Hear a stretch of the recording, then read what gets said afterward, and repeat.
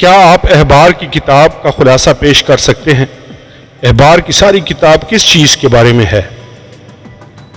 احبار کی کتاب مصنف احبار کی کتاب کا مصنف موسیٰ ہے۔ سن تحریر احبار کی کتاب 1440 کاف میم سے 1400 کاف میم کے درمیان لکھی گئی تھی۔ تحریر کا مقصد، چونکہ بنی اسرائیل قوم قریباً 400 سالوں سے مصر میں غلامی اور قید کی حالت میں تھی، لہٰذا مصر میں پائی جانے والی اصنام پرستی، بہت سارے دیوتاؤں کی پرستش اور بت پرستانہ عقائد کے باعث بہت سارے لوگوں کی زندگیوں میں واحد حقیقی خدا کا تصور بڑی حد تک مسخ ہو چکا تھا۔ احبار کی کتاب کا مقصد اگرچہ گناہ گار لیکن خدا کے فضل سے مصر کی غلامی سے رہائی پانے والے لوگوں کو قوانین اور ہدایات مہیا کرنا تھا تاکہ وہ اپنے پاک خدا کے ساتھ گہری رفاقت قائم کر سکے۔ احبار کی کتاب میں پاک خدا کے ساتھ تعلق رکھنے کے حوالے سے شخصی پاکیزگی کی ضرورت پر زور دیا گیا ہے۔ اس کتاب میں واضح کیا گیا ہے کہ ہر ایک گناہ کے کفارے کے لیے مناسب قربانی پیش کرنا یا گزراننا ضروری ہے۔ 8 تا 10 ابواب۔ اس کتاب کے دیگر موضوعات میں خوراک، پاک اور ناپاک کھانے، بچے کی پیدائش اور دیگر کئی ایک بیماریوں کے حوالے سے ضروری ہدایات شامل ہیں۔ 11 تا 15 ابواب۔ 16 باب یوم کفارہ کے بارے میں بیان کرتا ہے، جس میں لوگوں کے اجتماعی گناہوں کے لیے سالانہ قربانی دی جاتی تھی۔ مزید یہ کہ اس وقت اسرائیل کے ارد گرد پائی جانے والی غیر قوموں کی رسم و رواج کے مقابلے میں خدا کے لوگوں کو ان کی شخصی، اخلاقی اور معاشرتی زندگی میں نہایت احتیاط برتنے کا حکم دیا گیا ہے۔ 17 تا 22 آیات۔ کلیدی آیات۔ احبار 1 باب 4 آیت۔ اور وہ سوختی قربانی کے جانور کے سر پر اپنا ہاتھ رکھے تب وہ اس کی طرف سے مقبول ہوگا تاکہ اس کے لیے کفارہ ہو۔ احبار 17 باب 11 آیت۔ کیونکہ جسم کی جان خون میں ہے اور میں نے مذبح پر تمہاری جانوں کے کفارہ کے لیے اسے تم کو دیا ہے کہ اس سے تمہاری جانوں کے لیے کفارہ ہو، کیونکہ جان رکھنے ہی کے سبب سے خون کفارہ دیتا ہے۔ احبار 19 باب 18 آیت۔ تو انتقام نہ لینا اور نہ اپنی قوم کی نسل سے کینہ رکھنا، بلکہ اپنے ہمسایہ سے اپنی مانند محبت رکھنا، میں خداوند ہوں۔ مختصر خلاصہ، 1 تا 7 ابواب عام لوگوں اور کاہنوں کے لیے مقرر کردہ قربانیوں کی تفصیلات پیش کرتے ہیں۔ 8 تا 10 ابواب ہارون اور اس کے بیٹوں کی بطور کاہن تقدیس کے بارے میں بیان کرتے ہیں۔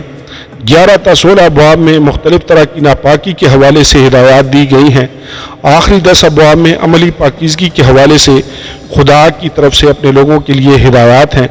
لوگوں کی طرف سے یہوہ خدا کی عبادت کے لیے کئی طرح کی عیدوں کی تقرری کی گئی، جن کا انعقاد اور لوگوں کی طرف سے ان میں عملی شمولیت خدا کی شریعت کے مطابق کی جاتی تھی۔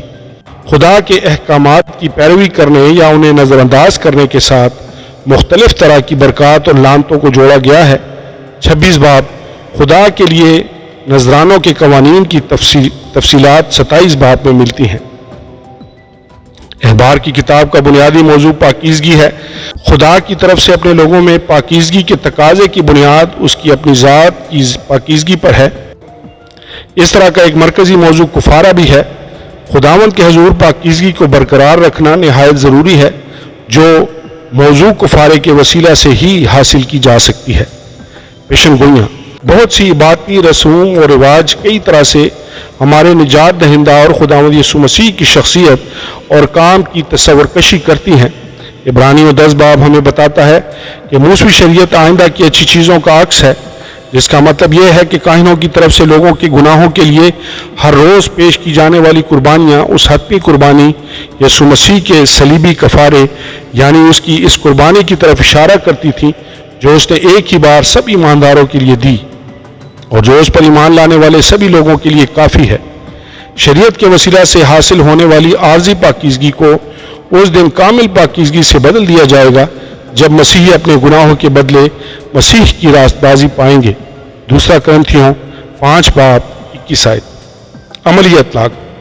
خداوند اپنی پاکیزگی کے حوالے سے بہت سنجیدہ ہے اور اس طرح ہمیں بھی اپنی شخصی پاکیزگی کے بارے میں سنجیدہ ہونا چاہیے۔